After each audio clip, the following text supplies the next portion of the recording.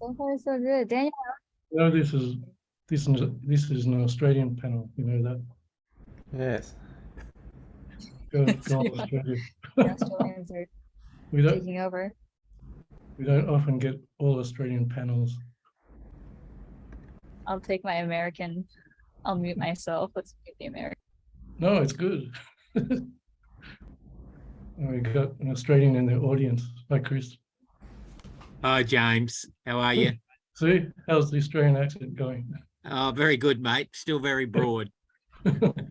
I'd show myself, but I've got another conference background on. I'm doing 2 conferences at the moment, yours and another one. Oh yeah. You got Trying to one listen to each- both and take it in. one each year. Yeah. So what's going on? Are we starting? I guess we will just wait for another few minutes. There's Okay. still 36 students trying to choose a breakout room. Really? Is that difficult to decide? Whoa. What's the difficulty? We had long introductions, so I think maybe I should have done a longer introduction.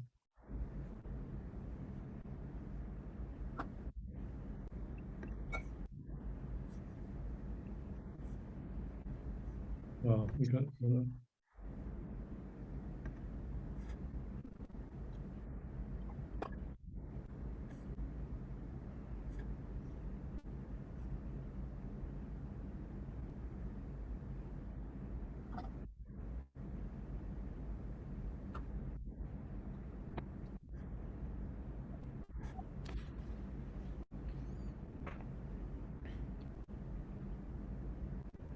I guess maybe we can wait for another 1 minute and then we will start.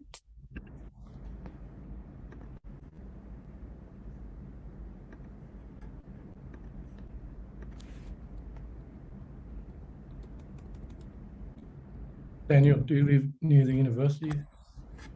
Sorry. You live near the university? It's reasonably near. Yeah. Yeah, how are Accessible. things in Hong Kong?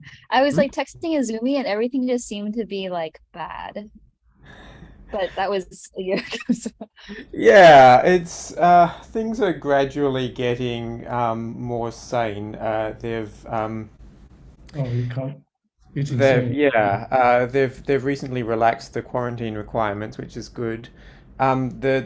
The case numbers are going up at the moment, climbing steadily. I think we're at about 8,000 a day now, which is well below the peak that we had in March this year, when everyone was getting it, including me. Are you? Whoa. Yeah, but yeah, How was your COVID? Yeah. I got COVID like a month and a half ago. It Are you was, too? yeah. Oh. Yeah. mine was fine. I mean, I had flu twice in 2019, and both times it was worse than my COVID. Oh my So, God. Yeah. Yeah, this but is brutal. yeah. Oh, yours Good was to hear. brutal? That was partly why I was very afraid of COVID in 2020, because I didn't want that again. But when it finally came, I mean, I was vaccinated by that stage anyway, so obviously 2022 COVID is not the same as 2020 unvaccinated COVID.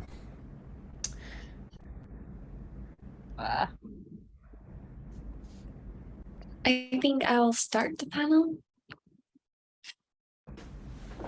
So, hi everyone, thank you for joining. Welcome to our Origins and Flourishings of Traditional Medicine in Asian Countries panel with Dr. James Flowers and Dr. Daniel Trimballo. We will first listen to their presentation and then we will enter the Q&A session where you can ask questions. To introduce Dr. Flowers, he is a Brain Pool Program Research Fellow at Kyung-hee University and a PhD at Johns Hopkins University School of Medicine Department of the History of Medicine. As a historian of medicine, Dr. Flowers focuses on the history of traditional medicine in China and Korea, and does research on the relationship between traditional medicine and biomedicine. Dr. Flowers, you can start your presentation. Okay, thank you. Right. Just very confusing. So do I have 20 minutes? Yeah, is that Yeah. what 20 minutes? Okay, I'll try this. So, okay, I'm a research fellow in Kyunghee University, historian of medicine. I'm also a doctor of Chinese medicine.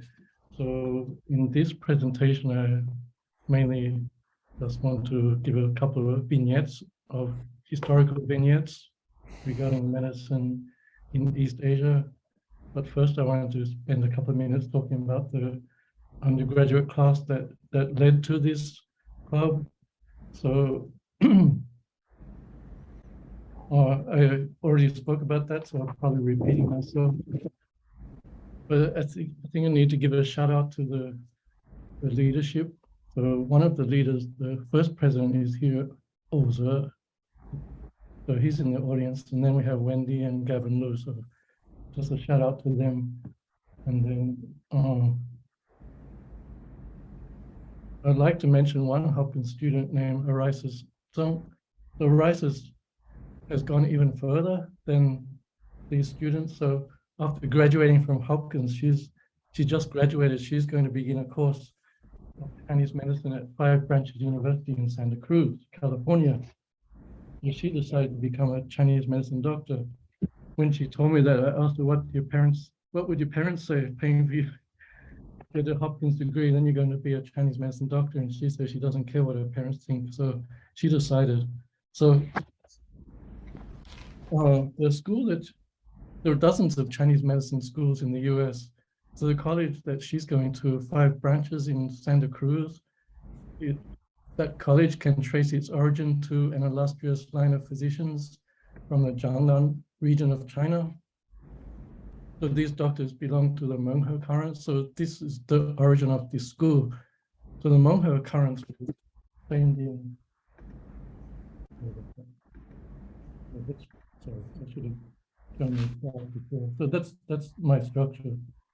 So the Menghe current, Volker Scheidt wrote about the Menghe current in Chinese medicine. So basically he's arguing that these doctors were leading figures active in healing, scholarship, literature, philanthropic activities. Most important of all, they formed the fabric that held Qing society together. In short, they represented the wisdom and ingenuity of the art of compassion.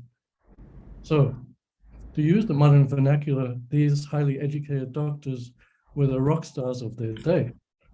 For example, when the Menghe doctor Ma Peizhe successfully treated the Dowager Emperor Zexi of her severe illness in 1880, thousands of people celebrated in the streets of Beijing, marveling at Ma's healing skills. He had prescribed strengthening herbs such as these, and I'm not going to read them all out, you can read them.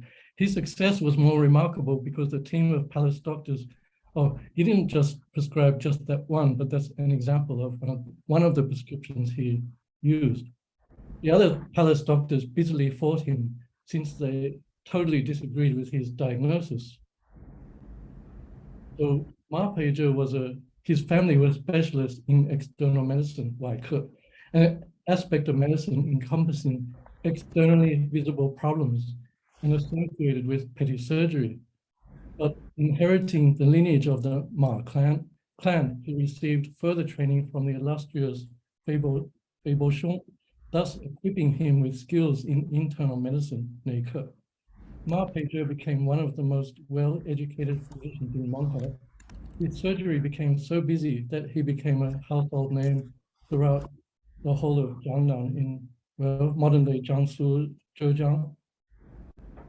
After 9 months spent in the palace from 1880 to 1881, his fame spread from Beijing and throughout the empire.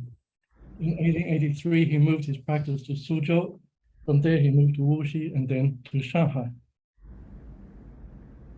His leap to empire-wide prominence took place after Ma Peizhe was summoned to the imperial palace to be part of the team to treat the Empress Dowager. The palace records stress Ma Peizhe's prominent role in successfully treating her. Ma Pei's diagnosis of Cixi was that she had Aryang Bing, meaning double yang disease. Ma Pei cited the Su Wen from the Inner Canon or Huang Nejing as his inspiration for this conceptualization. For Ma, double yang disease was one involving the heart and spleen. It meant the frequency of heart blood and spleen qi. It sneaks upon the unsuspecting patient surreptitiously. The symptoms included sudden amenorrhea, absence of menstruation. This was accompanied by difficulty in breathing. According to the palace records, before Ma Pei, there was no discussion of Aryang Bing or double yang disease. Another characteristic was that Cixi was suffering muscle wasting or, well, loss of weight. She also had difficulty breathing accompanied by wheezing and cough. So why would we talk about this? So looking at this prescription, we're seeing a very elegant prescription illustrative of the Hmong style. The herbs are generally moderate and delicate. The dosage is light. I didn't write the dosage, but the dosage is very, very light. There is no sense of direct attack on the problem. We see rather the subtle hand of a physician who is intent on activating the qi mechanism of the patient with a touch as light as a feather. The entire Ma Pei encounter was a significant incident in the palace. It attracted attention across the empire and was being followed closely in capital cities across the world. So my point here, well, just to summarize, is to accentuate that Chinese medicine doctors, we often think of them as perhaps marginal characters or perhaps have good technical skills, but if we use historical lens, we see that these people were larger than life, were central in people's imagination in the early modern period. Okay, so while Chinese medicine doctors enjoyed high prestige in the Qing Empire, at the same time, they also did in the outpost of the British Empire in the South Pacific, Australia. Traditional Chinese doctors constituted a highly visible presence all across Australia from the 1850s to the 1950s. Australia offers a case in which Chinese doctors outside China achieved great medical success and respectable social status. And this is different to what you usually read, where you usually read that, well, everyone looked down on Chinese doctors because they're Chinese and there was racism, and et cetera, et cetera. So we know the narrative that we usually read. But I'm arguing, sure, of course there was racism, but I'm arguing that the Chinese doctors, if we use historical analysis, we see that these were significant players in Australian society. Chinese doctors' offices in Australia operated as sites where Chinese people formed social, emotional, and often intimate relationships in their communities. Because patients placed their lives in the hands of these healers, the medical encounter involved trust. This story about Chinese healers in Australia is important because it adds to recent scholarship that argues that Chinese contributions were never peripheral, but were rather central to Australian people's lives. As key actors moving between two major empires, the British and the Qing, there is little evidence that the doctors felt themselves inferior or representative of a lower form of knowledge. Okay, a couple of examples. In the 1888 photograph reveals James Lamsey here, Chinese name there, yeah, Lin Se, adorned in the robes of a king imperial official, sternly gazing at the camera. He appears to be proud of his status. Well, he was proud. His silk coat, etc., shows the design of a ranking official, Manchu-style hat, sitting above a full face with prominent eyebrows and a piercing gaze. A long string of beads around his neck offsets the jewelry on the fingers of his right hand. His long flowing sleeve conceals his left hand. Yet another photograph shows Lamsey and his Ireland-born wife, Jane Lamsey, near Boyd, sitting in an ornately decorated carriage drawn by two horses. His wife is also dressed as a woman of the Manchu imperial court. The Lamzi couple rode through the city of Bendigo in official clothing for the annual Chinese festival. More than 1,000 people walked in the parade with the Lamzi couple at the head. And we know that 30,000 visitors lined the streets watching the procession. What I'm arguing is that in this context of the high visibility of Chinese in the colonies, the British colonies, that doctors such as Lamzi operated their craft of medicine.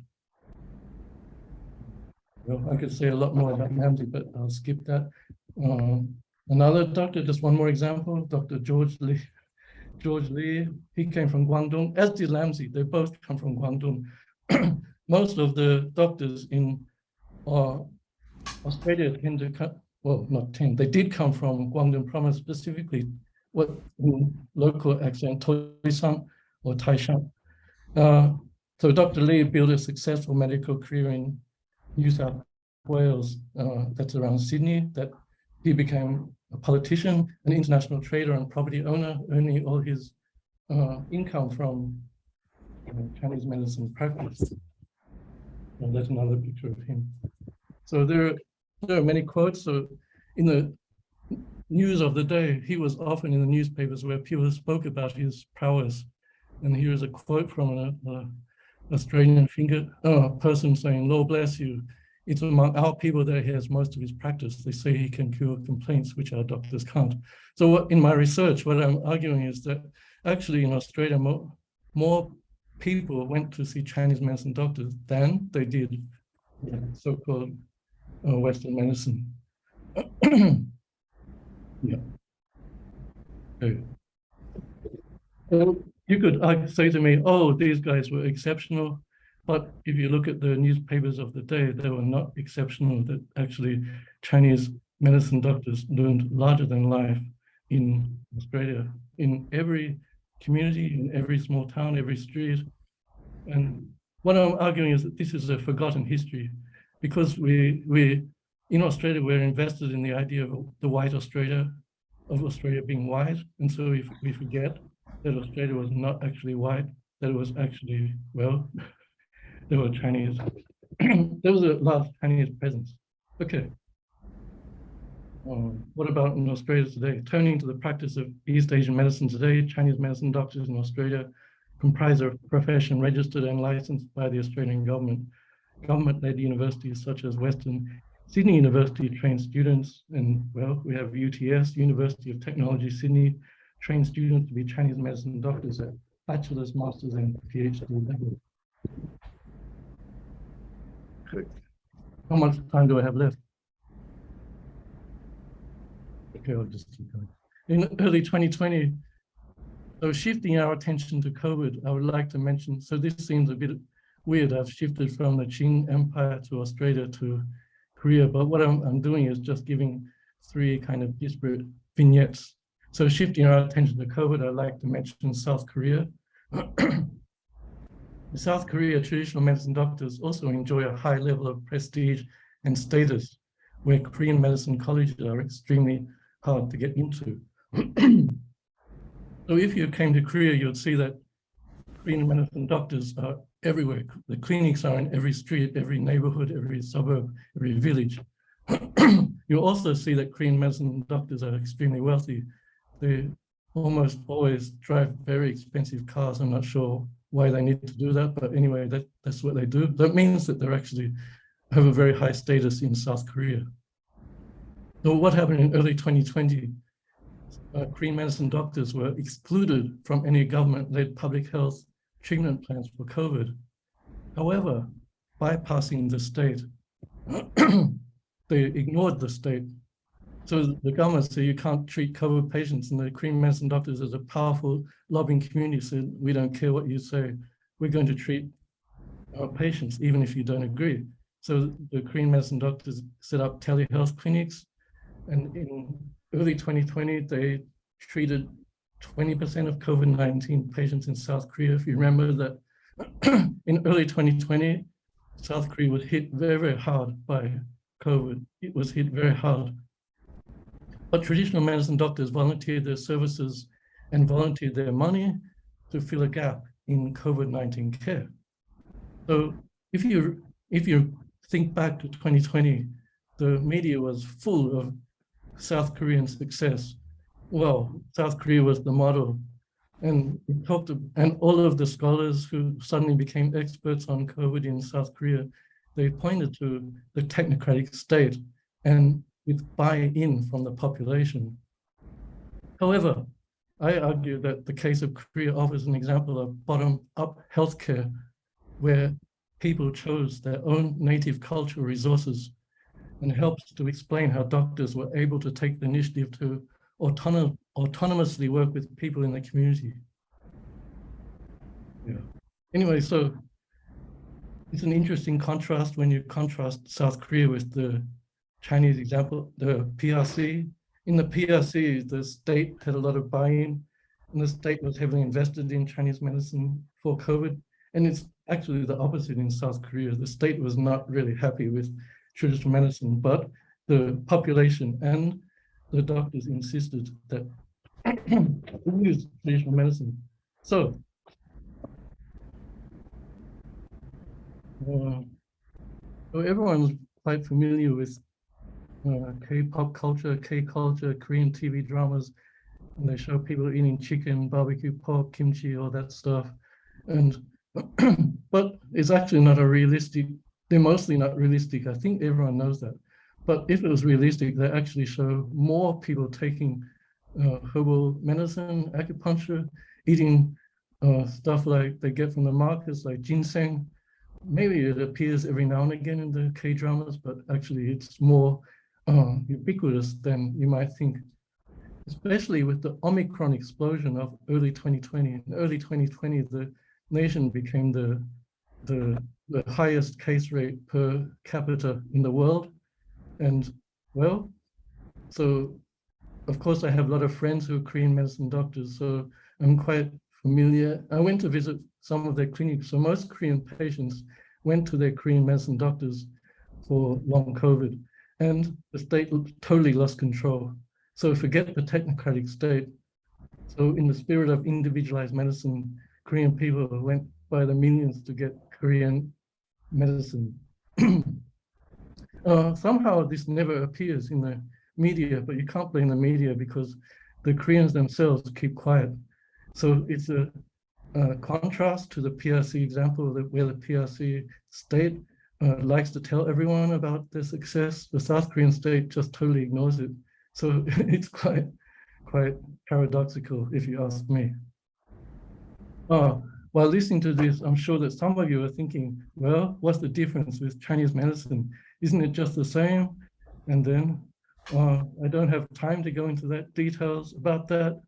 And maybe when you read my further work, we can read about that. But I think it's fair to say, in my research, I argue that, well, obviously medicine in China, Korea, and Japan share many commonalities as part of a broad East Asian civilization. But I also argue that the very different histories drive identifiable differences. At the risk of simplification, I nevertheless point to historian Sean Lei's work, in which he shows the central involvement of the state in Chinese medicine from about the 1930s onwards. So still today, the state in China, in partnership with pharmaceutical companies, aims to drive the direction of Chinese medicine, with a large, well-funded bureaucracy in place to steer the ship. Yeah, so in South Korea, the state is totally hands-off. In short, the state in China has led the drive to standardization and scientization of Chinese medicine, where we have templates of what Chinese medicine should be. On the other hand, in the South Korean example, the light hand of the state has meant the continuity of diversity and plurality with a wide range of styles of practice, meaning that to argue that there is a Korean medicine is not really true. There are Korean medicines, plural, as was also true for China before the state intervened in Chinese medicine in China. Yeah. So, probably soon up. So I'll come to the conclusion. So if we apply historical analysis So what I have done is discuss 3 vignettes: Ma Peiche in China, Chinese medicine doctors in Australia, doctors in Korea. So what I'm saying is that we see the centrality of doctors rather than on medicinal products or techniques. So I think it's fair to say that medicine is very difficult to learn, let alone to master. Thus, I believe the public discourse has flipped the discussion on its head, where we usually argue about the merits of drugs and acupuncture techniques. And I would argue that drugs and techniques are not the be-all and end-all of therapy. In fact, in the hands of a not well-trained doctor, of course it can cause harm. So good therapeutic efficacy often depends on the particular dynamics of the doctor-patient relationship. Then historical analysis shows that most doctors in East Asia did understand healing as the art of compassion. So the idea of compassion was not incidental, but rather central to healing. And in the 20th century, as pathology medicine moved to a disease-focused approach, biomedical doctors moved to take political control of medicine as a broad category. As Harvard historian Charles Rosenberg has shown for the US, and as I aim to show for Australia, before the 20th century, herbal medicine was most likely more popular than emerging biomedicine.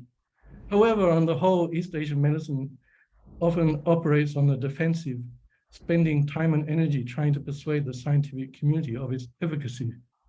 However, the medical science community has made the rules. They decide what's acceptable. So as historians, we try to show that medicine is a social act, not only a scientific one made in a lab, right? So as analysts of human behavior, we know for a fact that millions of people benefit from East Asian medicine. Empirically, it's a fact, right? Yet medical scientists demerit best and say it's not a fact because it was not proven in a trial of a product.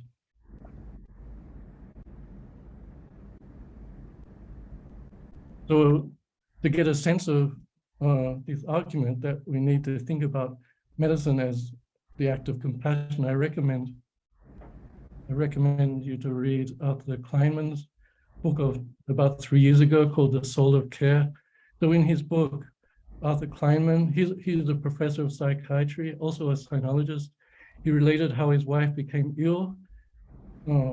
This led to his caring for her at home. His experience led him to realize the primacy of kindness and deep emotional and moral experience in the healing process. He said that after 40 years of being a professor of medicine, he suddenly realized that his approach had been inadequate, that he did not, even as an anthropologist, he did not actually really realize the centrality of compassion in medicine. So essentially, I'm arguing that to strip East Asian medicine to technical skill or commercial product is selling East Asian medicine short. What we need to think about rather more is the relationship between doctor and patient in a complicated healing process.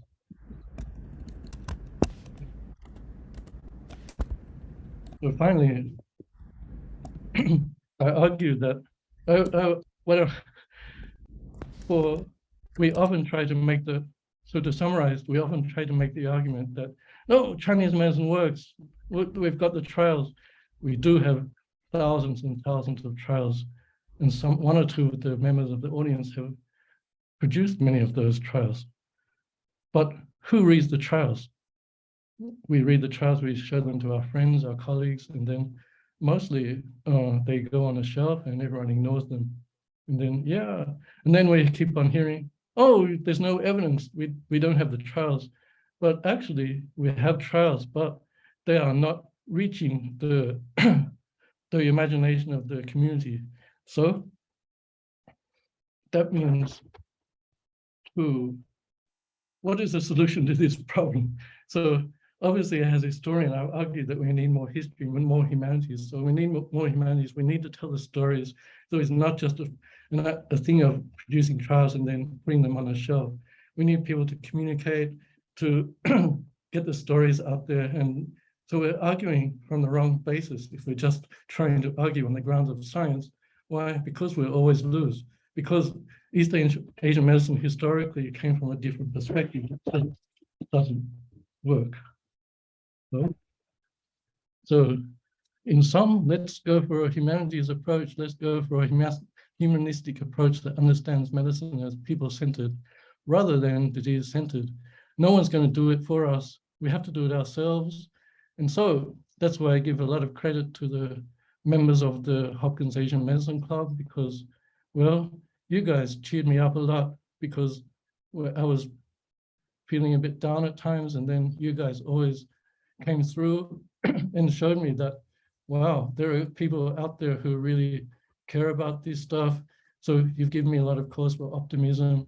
So I hope that increasing numbers of smart people can help to bridge the sciences and humanities. And I'll stop there. Thank you very much.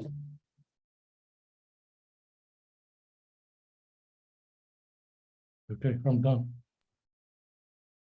Oh. Thank you so much for that excellent presentation, Dr. Flowers. And then next we will have Dr. Trimbalo. So Dr. Trimbalo is an assistant professor at the University of Hong Kong and the author of book Asian Texts and New Cures, Transformations of Medical Knowledge in Early Modern Japan. And he specializes in the history of traditional medicine in Japan. Dr. Trimbalo, you can start your presentation. Thank you. You can all hear me all right, can you? Yeah. Yes. Yeah, great. So I wasn't quite sure what would be the best level to pitch this at. I've framed this as more or less a sort of introductory survey to what is, just let me share my screen, what we call Kanpo medicine, Chinese medicine in Japan. So if you are somewhat familiar, so I'm assuming, just sort of glancing through the names in the room, probably more of you have some knowledge of Chinese medicine and Chinese medical history than know something about Japan. Some of you may also be somewhat familiar with Japan, and some of this may be known to you already, but hopefully there will be something for everyone here. So I'm framing this as an approach to understanding the very idea of Chinese medicine in Japan, which is more or less how I came to be interested in this topic myself, with some background understanding of Chinese medical history. I was curious about what happens when Chinese medicine goes outside China and becomes transmitted, assimilated, and how it becomes adapted when it moves into new cultural contexts. And this is something that is obviously very relevant to understanding the development of medical history in Japan, but potentially has implications for the way that we think about East Asian medicines as they develop in the contemporary world, as they continue to develop in new cultural contexts. I will say that the term Kanpo, Chinese medicine in Japan, I've put it there in quotation marks. That is because for most of Japanese history, this was not known as Kanpo. The term Kanpo is a modern term, modern meaning beginning in the 19th century, or coming into common use at least in the 19th century. Prior to the 19th century, what we now think of as Chinese medicine was just medicine. And so I'm like James Flowers has done in his talk just now, I'll be structuring this around a couple of vignettes, a few vignettes. I'll be covering a very large span of history, leaving out a lot, obviously, but this will be a sort of a few samplers of what Japanese medical history is like, some topics that might be interesting and we can continue to explore further in the discussions. So the first concept, as I said, Kanpo is the modern description of how Japanized Chinese style medicine is described in Japan today, but originally it was just medicine. Medical knowledge was transmitted to Japan along with all other forms of literate culture, beginning around in the 6th century in Japan, which is when Chinese writing came to be transmitted to Japan and Chinese texts came to be transmitted to Japan. In the subsequent centuries, these came to include medical texts, the Chinese classics of the Sui and Tang dynasties, many of which were used in the compilation of this text here, the Ipshinpo, the first really major Japanese compilation of medical knowledge that was not just a reproduction of Chinese texts. Much of its content was drawn directly from those Chinese texts by Chow Yuanfang, Sun Simiao, and others. And it is useful not just for historians of Japanese medicine, but also for historians of Chinese medicine who are studying those historical texts to understand how those texts were understood in different circumstances. We have illustrations. For example, here we have the illustration of the development of the fetus inside a pregnant woman that we don't have illustrations of. Equivalent illustrations from attached to the Chinese versions of these texts. And there are also textual variations which can be useful for reconstructing the original versions of the Chinese texts where there may be some dispute as to the text there. But the transmission of Chinese medicine was not just a transmission of medical knowledge.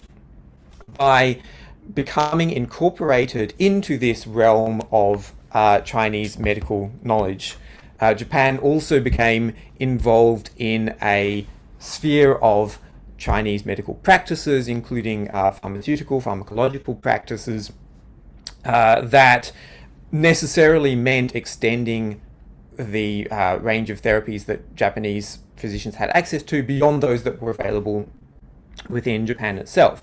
So as a very obvious example of that, ginseng is a very highly regarded drug throughout the Chinese medical tradition, and is not a plant that grows in Japan itself. It necessarily had to be imported. So importing Chinese medical knowledge came along with the process of importing the substances themselves. The ginseng that you can see illustrated here is actually 1,000-year-old ginseng. It comes from the Shoso-in collection, which is a collection of various treasures that were associated with the Japanese imperial family in the 8th century, in the Nara period, which were donated to the Todaiji, which is one of the major Buddhist temples in Nara, and has been preserved to the present day. So we have this collection of herbal medicines that were, many of which were, we know that they were not native to Japan. We know that they were imported. They were obviously highly valuable and highly rare in Japan in that period, and that's why they were part of this imperial collection. And so when we're thinking about the history of medicine and how it develops globally, we need to think not just about the history of ideas and how ideas get transmitted, but also think about the history of material substances and how those change over time. So I'm going to take a big leap forward now in time, about 1,000 years from the Shoso-in ginseng that I've had up on the screen, to the topic that is really at the heart of my research into the history of Japanese medicine. This is the history of what is known in Japanese history as the ancient formulas current of medical knowledge and medical practice. It's known as ancient formulas because this was a movement that developed in late 17th century, but particularly in 18th century Japan, which sought to reconstruct the original forms of Chinese medical knowledge. So one of the things that I noticed in the in the initial discussion, someone entered into the chat room the idea that the true essence of Chinese medicine was not to be found in modern TCM, modern Zhongyi, but was to be found in ancient Chinese medical classics. And this is an idea that is not only shared by many people today, but was put forward in a very assertive form by these doctors in 18th century Kyoto. Their belief was that Chinese medicine had become corrupted over time, and that various doctrines which are now regarded as integral to the practice of TCM, or the theory and practice of TCM today, were in fact accretions. They were distortions of the original Chinese medical knowledge, and that if they were to practice medicine correctly, what they needed to do was peel away all those layers that had accumulated through history and get back to the original form of knowledge. And so this is why they referred to their movement as the movement for ancient formulas, because they believed that by returning to the ancient Chinese medical techniques, particularly those in the Shanghanlun, the treatise on cold damage disorders of the Han Dynasty doctor Zhang Zhongjing, they would be able to treat their patients more effectively than by using the corrupted medical ideas of later generations of Chinese doctors. One of the most prominent of these ancient formulas doctors in 18th century Japan was Yoshimasa Todo. He was one of the most prominent and also one of the most extreme, both in his theoretical statements of the need to return to ancient medical practices, and in his particular uses of therapies. If you want to know more about him, we can talk more in the discussions, or you can read some of the things I've written about him. I'll just mention two of his key doctrines, which were closely related to each other, and also say something about the epistemological practices that led him to deduce and support these doctrines. So one of his key ideas was a sort of reductionist conception of the nature of disease. So rather than thinking of diseases as being myriad disturbances of the relations of the body and the different parts of the body and between the body and the external world, he believed that all diseases were essentially caused by or associated with poison, and that there was a single unitary poison that was the cause of all diseases, and that the different manifestations of diseases were due to different locations of poison in the body. So depending on where in the body the poison was located, this would produce different types of disease manifestations that could be treated with various treatment techniques, therapeutic techniques, particularly those from the Shanghanlun. This was associated with, so this idea of disease as poison was associated with a very aggressive form of therapeutic practice that he justified, quite interestingly, not primarily with reference to any ancient Chinese medical texts, but by reference to a non-medical ancient Chinese text, the Book of Documents, or Shangshu. And this particular saying, this particular idea that is contained in the Book of Documents, the idea that if a medicine is not mingxuan, then the disease will not be cured. The term mingxuan in Chinese, menken in Japanese, is not a particularly common one in early Chinese texts. So the precise meaning has to be more or less deduced from the contexts, and also to some extent you can deduce it from the form of the characters themselves, with the I radicals and the semantic semantophonophores indicating darkness, you can see that this is something that sort of knocks you out or makes you go blind or something like that. Todo, Yoshimasa Todo interpreted this to mean that medicine has to be extremely aggressive. It has to be extremely aggressive in order to combat the poison that is the cause of disease. And so he became renowned in the 18th century for his use of very aggressive purging, vomiting, and sweating therapies. One of Todo's contemporaries, who was also in contact with Yoshimasa Todo and who engaged with Yoshimasa Todo in some of his readings of these ancient Chinese medical and non-medical texts, was this person here, Yamawaki Toyo. Yoshimasa Todo was a bit of an outsider in the medical world of 18th century Kyoto. Yamawaki Toyo, who you can see on the screen now, was much more of an insider. He had an appointment in the imperial medical bureaucracy, which gave him certain advantages, particularly when it came to his most famous contribution to the development of Japanese medicine in this period, which was his dissection of a human body.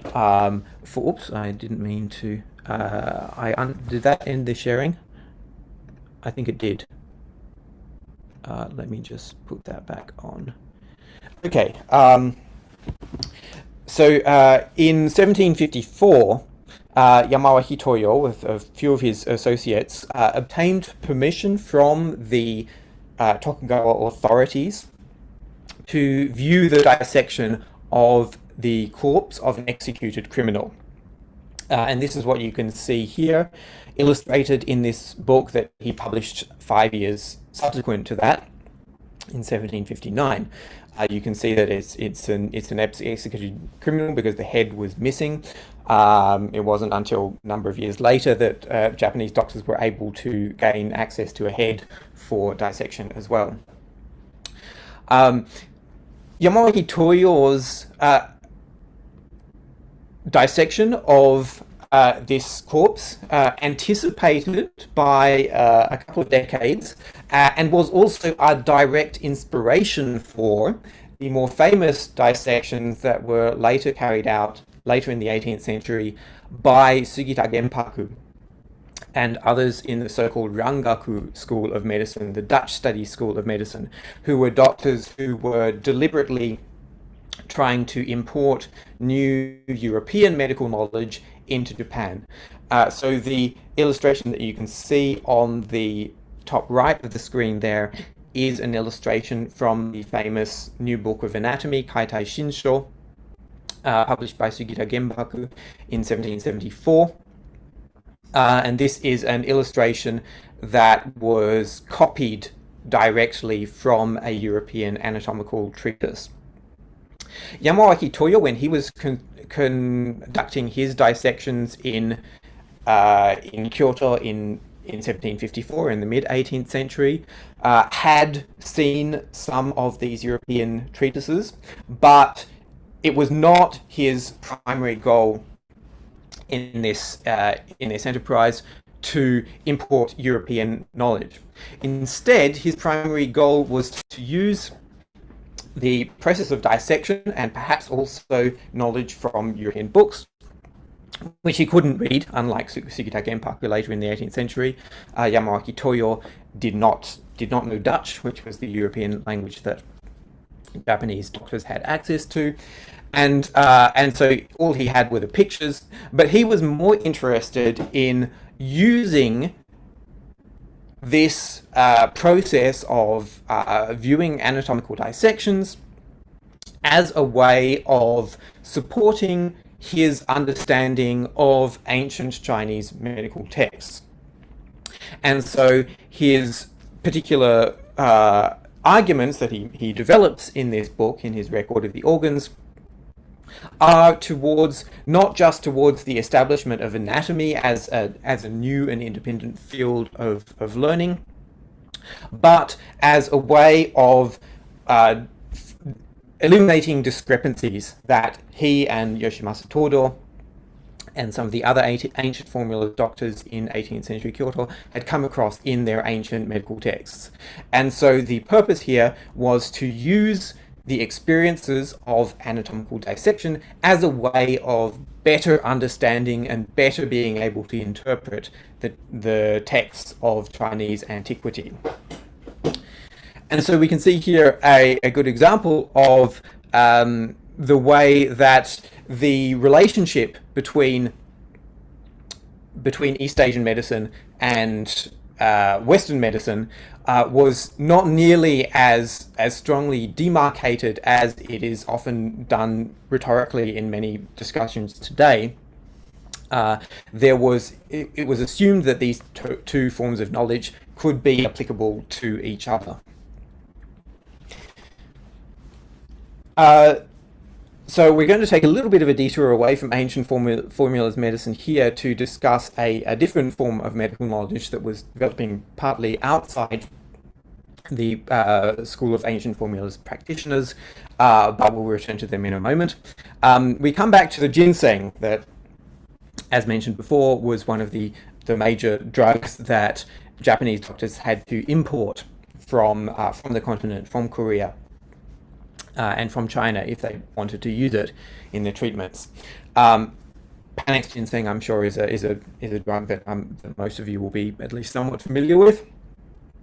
In 18th century Japan, this was an extremely expensive drug because it had to be imported, and the majority of it was imported from Korea at great expense. This, by the late 17th century, this was an issue that the Tokugawa government had started to see as being a problem for the Japanese economy because there was an imbalance of trade in this respect. Large quantities of Japanese silver, Japan being one of the major global producers of silver in this period outside of South America, Japanese silver was going out of Japan, in particular going to Korea in order to pay for this ginseng. And so the Tokugawa authorities tried to encourage Japanese doctors to come up with an alternative that would not be causing these economic problems for Japan. And they tried to do this through various methods, one of which was to conduct a nationwide survey of the plants that existed within Japan to see if there were any ginseng-like plants that could be found and which might be able to be used as a substitute for them. In parallel with this, there was an attempt to smuggle in the either seedlings or seeds of ginseng from Korea and to cultivate these in Japan. And this was something that was very difficult to do because there were not well-known methods for the cultivation of ginseng, and Korea essentially didn't want them to do this because it was a major export good, and so they tried to prevent the exportation of live ginseng seedlings or ginseng seeds.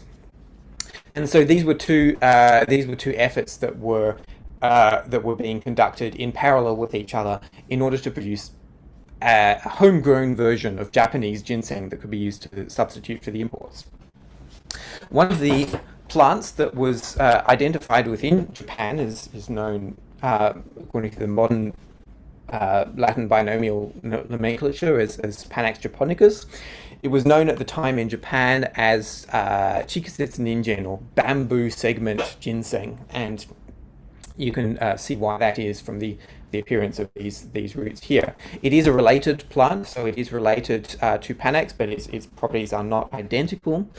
Its appearance is not identical, and also its flavor is not identical. It tended to be a lot more bitter than the Korean ginseng, which had more of a sweet flavor. And so these were concerns for Japanese doctors. at the time when they were comparing these two ginseng-like plants and wondering whether it would be valid or invalid to substitute one for the other.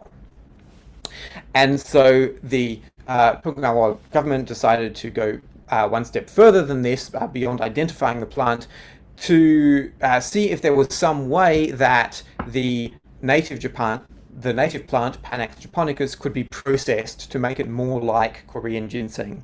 Because one of the theories that developed among Japanese doctors at the time was that the reason why Korean ginseng was different from Japanese ginseng was not that it was an inherently different plant, but that it was essentially the same plant which Korean doctors had some secret way of processing to transform into the product that they then exported. And so this is an image here from the mid-18th century in Japan of some of those attempts to process Japanese ginseng to make it into a more medicinally acceptable product.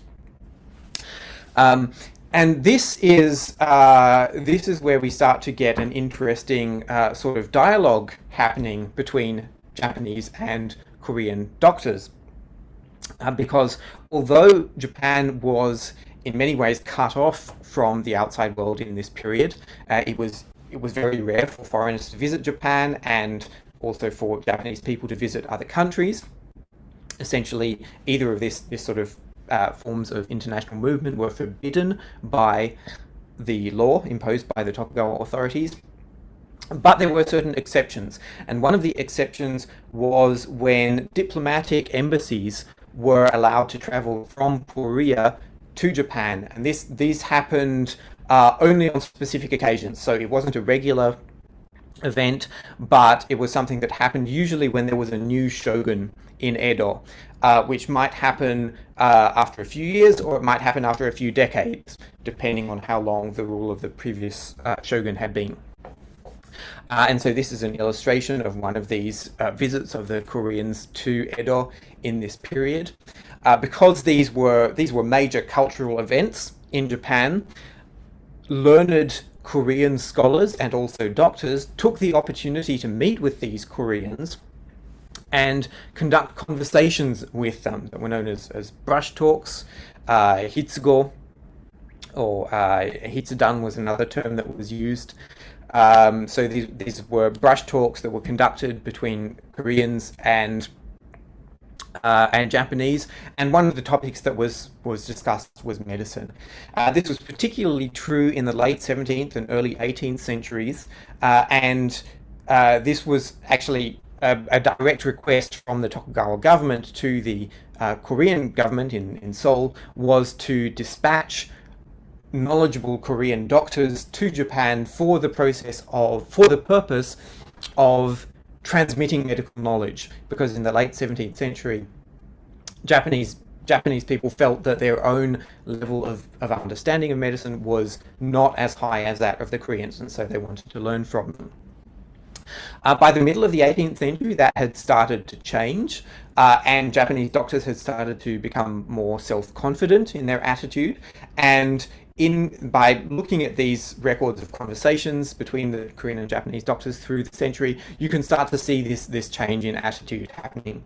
And by the last of the 18th century visits, which took place in 1763, 1764, you can see that the Japanese doctors, rather than merely asking the Korean doctors to inform them about medical knowledge, that they are also trying to push their own ideas towards the Korean doctors.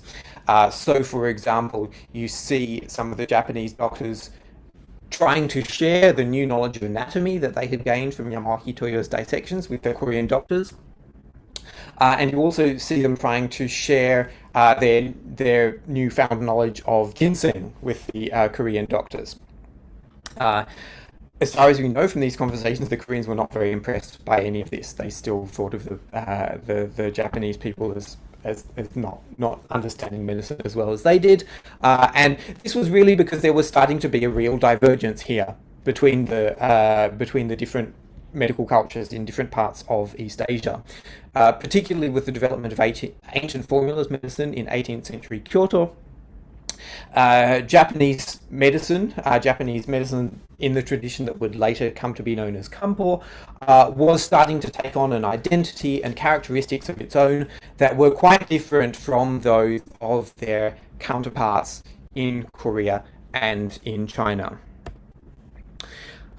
We can see one further example of the types of methods that these ancient formulist doctors used to understand medicine was, as I mentioned, that they were interested in learning about medicine not just from medical texts but also from non-medical texts, and using that evidence from non-medical texts as a way of improving their understanding and interpretation of medical texts. And here, from one of Yoshimasa Todo's books that was published posthumously in 1785, we can see an example of how he applied that to drug knowledge. And so his argument here is that that the discrepancy in flavor between Japanese and Korean ginseng is whereby the Japanese ginseng is more bitter than the Korean ginseng, is not actually a problem, because he is using a philological argument to show that actually this was the original form of ginseng, that the original form of ginseng was in fact bitter. And he's making this argument not just using old Chinese medical texts, but old Japanese medical texts. The Chinese characters that you can see that I've highlighted here are not actually meant to be interpreted semantically. These are phonetic characters that were used in old Japanese texts to write the native Japanese word kumanoi, which means bear bile. And so Todo was arguing from the fact that kumanoi, bear bile, was a Japanese term that was also used to refer to ginseng, that the original flavor of ginseng, as it had been known in Japan in much earlier periods, was in fact bitter, unlike the sweeter ginseng that was known to be imported from Korea at the time. We're going to jump forward again in time here, not quite as dramatic, just a couple of hundred years, but I did want to say something about the more modern forms of dialogue that have taken place between Japanese and other East Asian medicines, and say something about the so-called East Asian medicine that developed in Japan in the early 20th century, during the period when the Japanese Empire was expanding into East Asia, a period when, of course, Korea was part of the Japanese Empire, and Manchu was, slightly later than, in this period, when we're coming into the 1930s, Manchuria also was subject to Japanese control as well. In this period, there were a group of Japanese doctors who essentially tried to revive Japanese Kampo, which was a tradition that had become extremely marginalized by this period. So following the Meiji Restoration in 1868, a few years later, the Meiji government formalized the requirement for medical practitioners to be trained in Western medicine. And so knowledge of Chinese medicine or East Asian style medicine would no longer be regarded as sufficient for someone to call themselves a medical practitioner.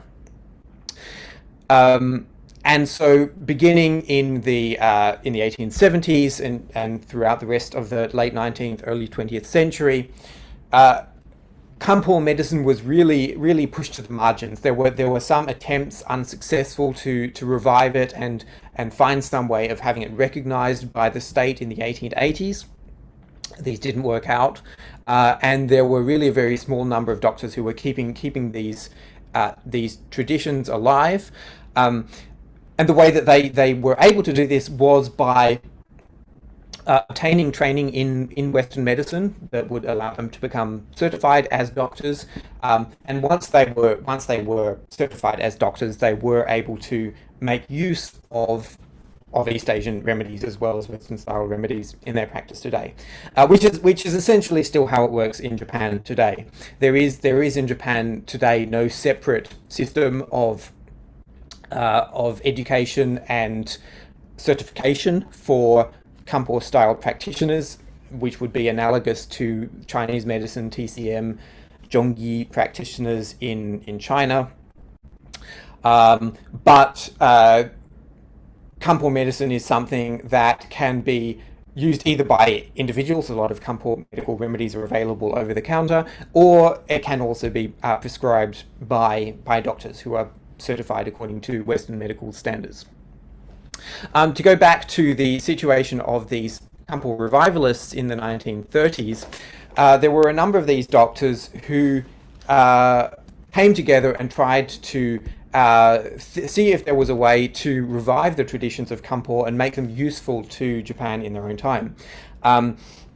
Those of you who are familiar with the Sean Lei's book was mentioned earlier, so familiar with the history of Chinese medicine in this period will know that there were analogous movements going on in China in this period to try to put Chinese medicine on a firmer basis and perhaps obtain the support of the state for doing so. And there were also comparable movements happening in Korea at the time. And so this was a transnational trend in East Asia to try to develop forms of East Asian medicine that could find accommodation with the state and state-supported medicine and find a place for these forms of medical practices. I've just mentioned a couple of the key figures in this movement to indicate the diversity of it. One of the main figures was Otsuka Keisetsu, who was very much a practitioner in this ancient formulas tradition. So he was like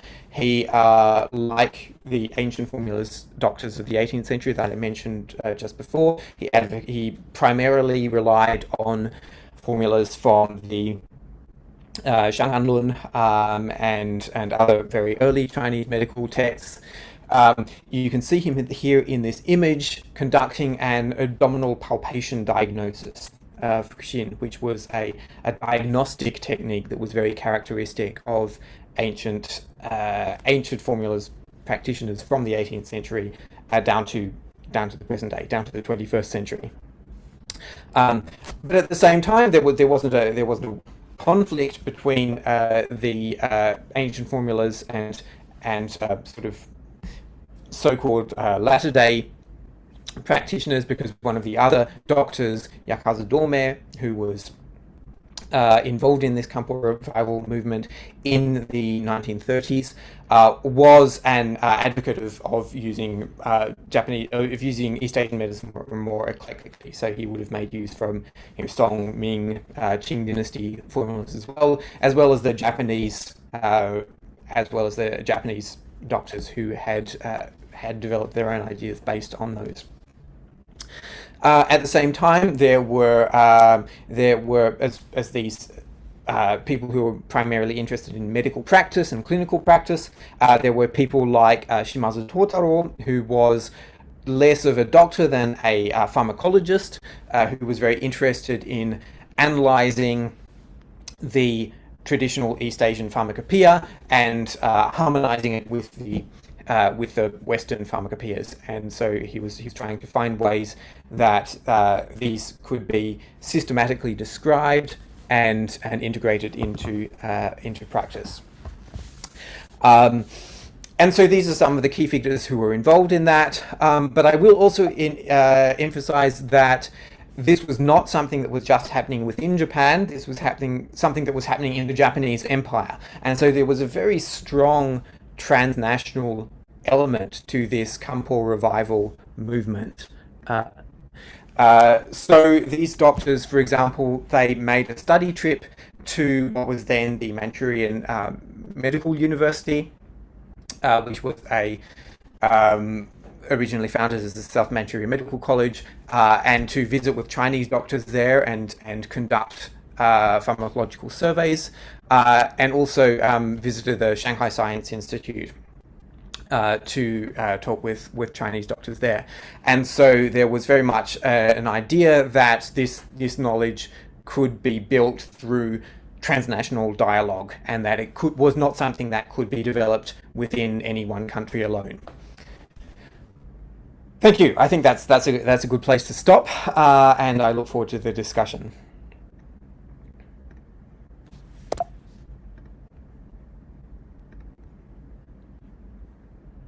Thank you for your presentation, Dr. Chandela. So next will be a Q&A session. So if students, you have any questions, please use the raise hand function, or you can post them in the chat, and I'll call you based on the order you appear on my Zoom. And then if you decided to speak up, please turn your camera if possible.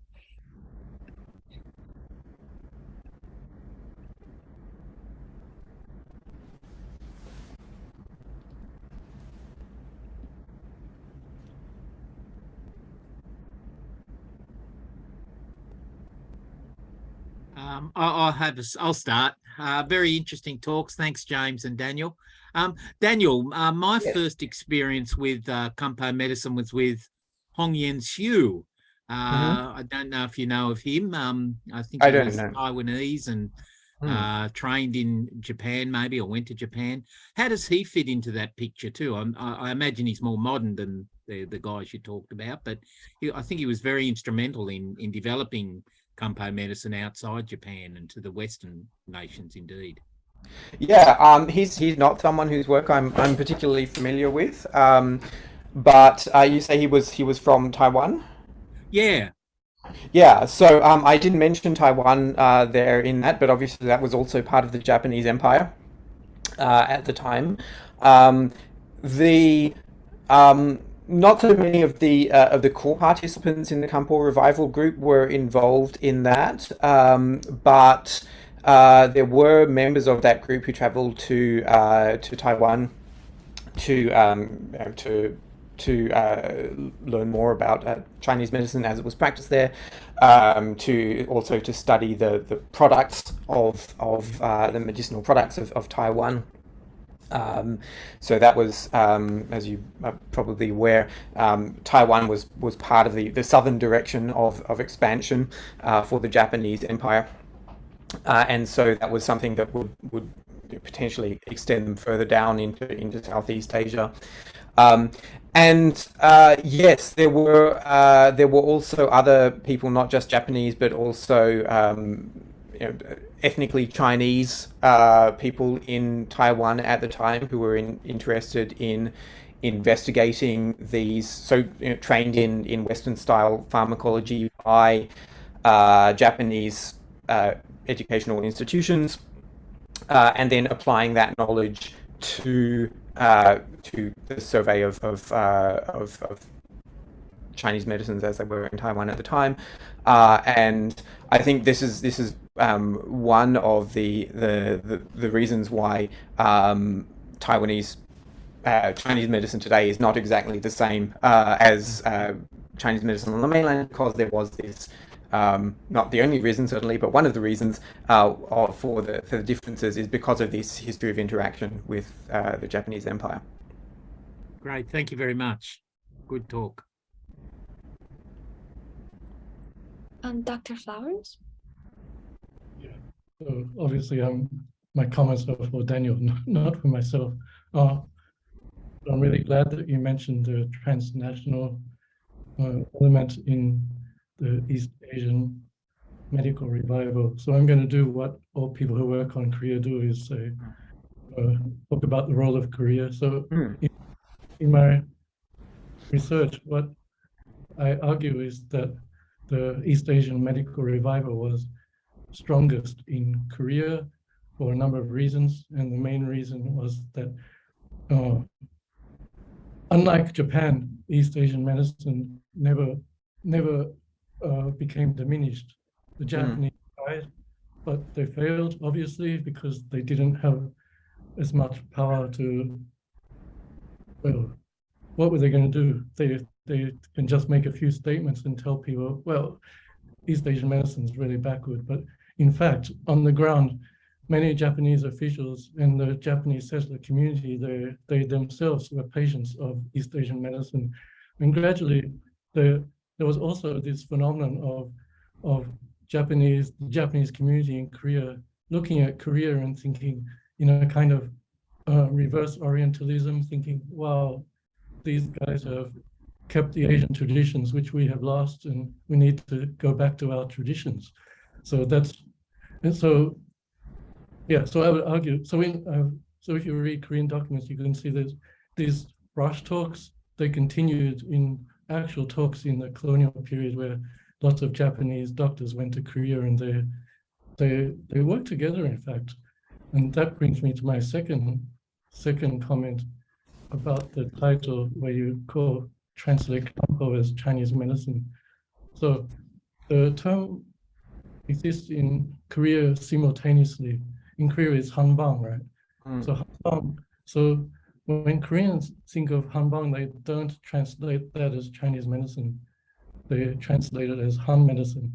And there's a scholar who just has begun her PhD at Vanderbilt, Tsai Ling Yi, a Taiwanese doctor of Chinese medicine. So in her master's thesis, she translates it only as Han medicine. So I argue that in Korea, the term is multivalent. The Han can refer to the Han dynasty, but more importantly for Koreans is that the Han refers to the Han River. So this term was there, so it's Han medicine, the Han River. And so I argue that this term got mixed up in Korea amongst Japanese. So they both used to call it Dongfang Yishui, or Eastern medicine, or Dongya Yishui. And then slowly they both simultaneously moved to this new term, Kampo or Hanfang. So it wasn't a completely new term, but it became more commonly used. So anyway, so thanks for the talk. I really enjoyed it. That's it.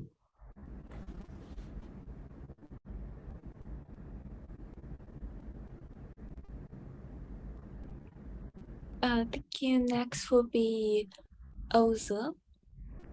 So, hey, I first want to say thank you, Dr. Trembaiolo, for your interesting talk. It's really interesting to learn about the progression of medicine from Korea into Japan and the interesting stories. So I have a questions that's related to the Japanese medicine. So here is like, I don't know if you can see this. This is like kind of I have a virtual background song. So this is like a Japanese kind of medicine that I think is pretty prevalent in Japan, and I also uses a lot myself. And this is like kind of for treating like cold symptoms. So and then there are also like from Chinese sides, there are also like kind of similar packaging or similar kind of prescriptions. I wonder what's your experiences and what's your opinions on the differences between the two like pharmacology industries in China and in China and Japan with regards to Kampo. Right. So that's something that I would argue is a very big story that I didn't really it's so big that I didn't really have the chance to touch on it much in this talk. So the type of medicine that I was describing here was the type of medicine where you go to a doctor and they diagnose you and they give you a prescription based on your diagnosis. But there is, as you've just shown us, there is a whole other world of medical practices. Obviously, not just in East Asia, but anywhere that don't involve doctors directly, but involve people having an idea of there is this product on the shelf of a pharmacy that I can go and buy, and I can use it for this particular purpose. I would say that these things, I mean, here in Hong Kong, these are obviously very popular, particularly here. That if you go to any pharmacy in Hong Kong, you will see a lot of these Japanese products available. There's big advertisements for them, and so that's partly because of the close ties that a lot of Hong Kong people feel culturally with Japan, which has an interesting history on its own. But I think it's also there is a there's a broader history of again, a very transnational history of not just medicine, but medicines, and particularly these sort of industrial medicinal products that are produced commercially for home use. And it's a very complex history. It is tied up with the history of the Japanese Empire, but there's a lot of local variation. And so for example, in colonial Korea, there were a lot of colonial Korean manufacturers who had developed in previous centuries and were continuing to produce their own goods there. There were others who were taking those and then adapting them, maybe mixing in new Western medicines to produce new sorts of formulas. There were efforts to certainly starting, if you're thinking about Japanese medicine manufacturers, a lot of those starting in the starting already in the late 19th century, but really to an increasing degree in the 1920s, 1930s, were trying to open up new markets for their products in East Asia, and on the assumption that they would find easier markets in East Asia than they might in other parts of the world. And there are also other completely different histories to do with, for example, the history of medicines in the Chinese diasporic community, the circulation of these products that may have been coming from Singapore or Malaysia, or various overseas Chinese communities. So yes, that's a whole other realm of medical practice that I think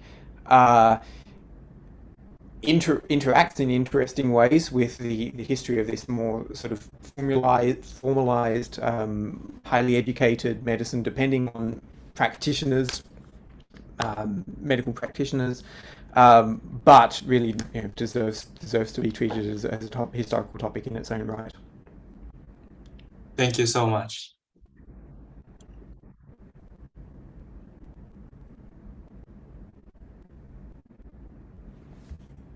If anyone have other questions, feel free to raise your hand or post them in chat.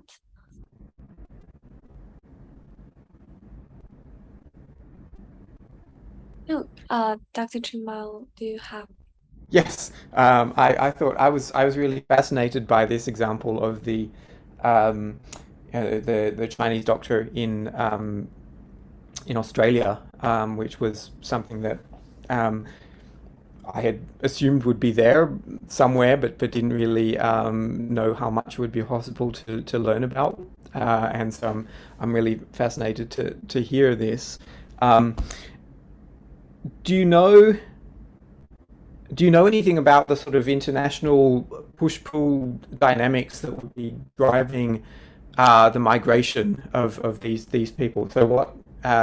So if he was coming from China to Australia, why exactly did he think that would be a good move to make? Yeah, good question. So why do these guys move to Australia? So Yeah. the standard narrative is that, at that time China was suffering through wars and famine. So there's a guy called Michael Williams, who's his historian of Chinese immigration to Australia, and he debunks that. He says it's just nonsense. He argues more that it's the adventurous spirit that people thought, let's go and see what's over the other side of the world. So, and because these doctors were mostly wealthy people already, and they were successful doctors in China, and they thought, well, let's see what I can do over there. But to be honest, we don't have any actual quotes of why they decided to move their medical practice to Australia. So I can't really answer specifically, but in general terms, it's adventure or setting up a new kind of medical empire. So it's kind of medical imperialism in reverse.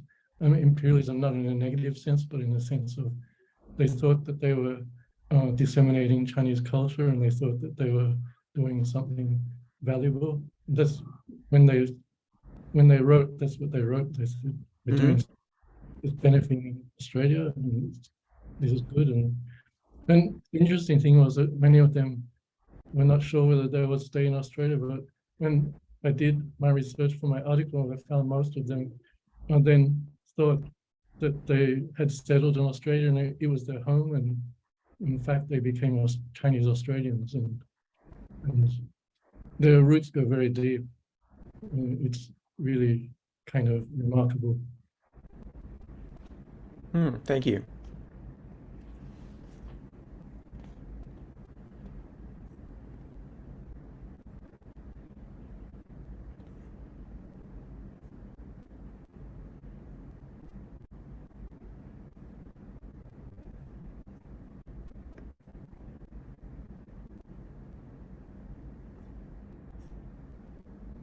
So here's a question in the chat.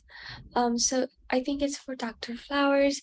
That the students that you mentioned about that during COVID, in Korea, the Korean government actually excludes Korean medicine practitioners from like participating in the COVID treatment. So the student is pretty curious about what efforts or like what measures that each East Asian country government are doing to either like help or like doesn't help promote people's awareness of traditional medicine in each country. Okay, so regarding East Asian medicine countries, so obviously everyone knows that the People's Republic of China is very excited about Chinese medicine, so we all know that. So as I said, the South Korean government is pretty much invested in this image of Korea as high-tech science, as everything is about science. And in fact, my job now, I'm employed by the Ministry of Science in Korea, and they think I'm a scientific guy. So in short, that's the answer. So for this reason, the Korean government outwardly to the outside world never talks about traditional medicine. It's not, they will never mention it. But inside Korea, they are under pressure from multiple constituencies. And the biomedicine community is very, very hostile to Korean medicine because it's different to China. So in China, there is what we call 中西结合. So many Chinese medicine doctors know Western medicine, many Western medicine doctors know Chinese medicine. It's totally separate in Korea. There are totally two separate streams. So therefore they're in competition. So the biomedicine community got very angry. So during the height of the pandemic, the South Korean government actually announced that they would invest more in Korean medicine, and they would open more Korean medicine schools or universities. What happened? The whole Western medicine community went on strike. At the height of the pandemic, they went on strike. They said, hell no, do not spend more money on Korean medicine. And obviously, well, not obviously, but the Korean government, they folded, they surrendered because this was a pandemic. Hell no, they're not going to let all these people die because no one is getting treatment. So then there was a bit of a stalemate. And so there's this kind of dance that goes on. The dance is that wink, wink, nod, nod. All Koreans know that Korean medicine is very important, but to the outside world, we're Samsung, or we're high tech, we have the fastest internet in the world. So it's this kind of weird reluctance to embrace traditional medicine. And of course, that's really different to China, right?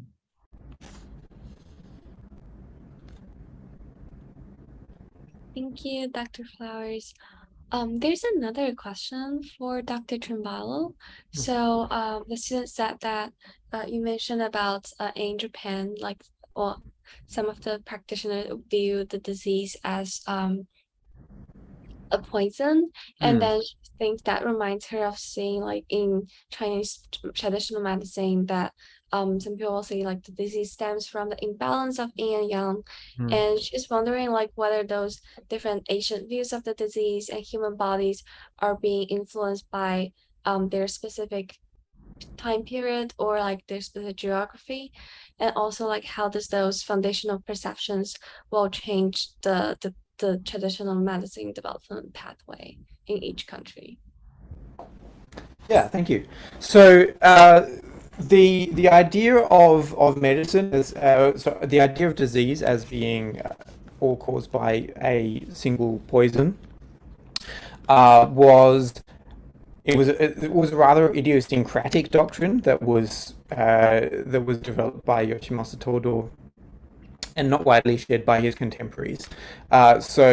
Particularly up to the early 18th century, I would say that many Japanese doctors, probably most Japanese doctors, would have thought of would have thought of the causation of disease and the functioning of the body in terms that were basically not too different from those of their Chinese and Korean contemporaries. So they were reading a lot of Ming Dynasty Chinese medical books. They were reading Dongyibo Gam from Korea, and they accepted these basic models. So the idea of yin and yang imbalance, the idea of the relationships between the organs, all these sorts of things. Ancient formulas represented a self-conscious break with those ways of thinking, rejecting a lot of those ways of thinking, and it was not universally accepted. So it became an important way of thinking within the broader field of Japanese medicine, but it wasn't universally accepted. And even subsequent members of the lineage of Yoshimasa Todo tended to step back a little bit from his extreme reductionistic approach to both understanding disease etiology and treating disease. That they stepped back a little bit from that. So it was something that was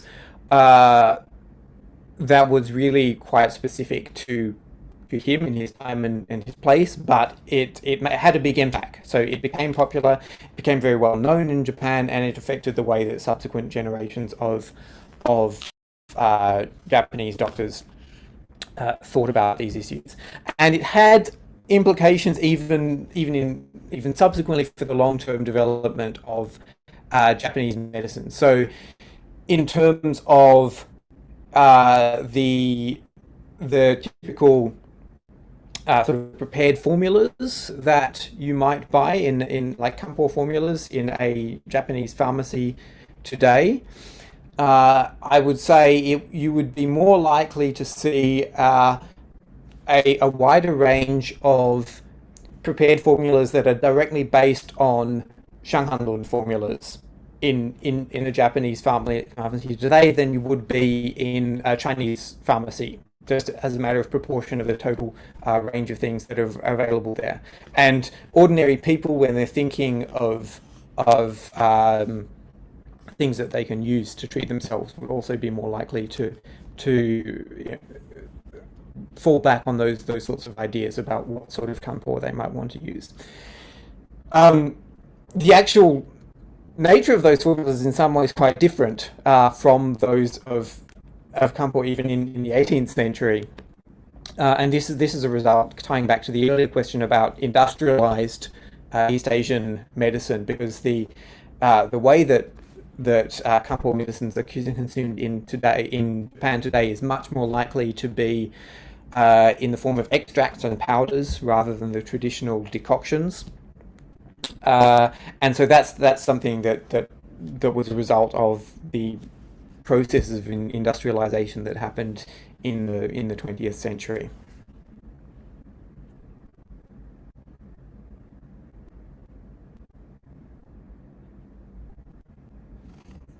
Thank you. Are there any more questions since our panel is closer to 11 o'clock, which is like what our predetermined ending time. So if you have any questions, please send them to the chat or raise your hand.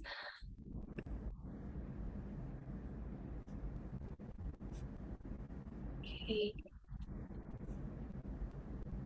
So I will send a link, a survey. Oh, We is it? do have one question there, yeah. Yeah, we have Oh, if we have the time, I just have Yeah, a quick, time for short one more questions. I don't know if we have so I think the previous person brought up a really question that I'm also really interested in. I just want to ask, do you have any knowledge of how the doctor came up with the idea of that everything can be reduced, every disease can be reduced down to a single, like besides the reference he found in the book, is there any other thing he discussed that support his point? Why did he become so I mean, of Tortor's famous doctrines, I think that is the one that he gives the least explicit justification for. And for the yeah. poison, does he only refers to like external threats, or is that something that's internal? So his basic idea there is that so this is tied to something that I didn't talk about so much, but he rejects that whole line of thinking. So he rejects he rejects the idea that doctors should be thinking about external causes or internal causes. He rejects the idea that doctors should be thinking about causes at all. He says his argument is that the whole idea of cause is irrelevant to understanding how to treat disease. And he makes the argument for that a number of ways, but one of the ways that he makes it is through a study of the Shanganlun in particular, where he compares the types of formulas that are used for similar symptoms that are described as having different causes, and he shows that they're basically the same. And so his argument there is that really it's the symptoms that should be determining the treatment, not the cause. That seems very anti-Chinese, like the East medicine's philosophy of treating the roots instead of the symptoms.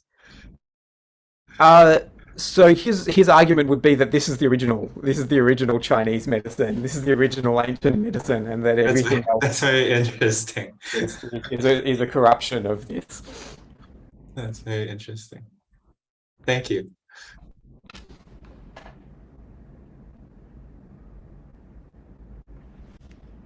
Okay. So thank you, Dr. Flower and Dr. Chimbal, for your excellent responses and your presentations. So I'll send a survey link to the chat, and please fill it out so we can know what we did good and where we can still improve in our next summit. Students, thank you so much for attending, and we really hope you enjoy the rest of our weeks. So thanks again, everyone.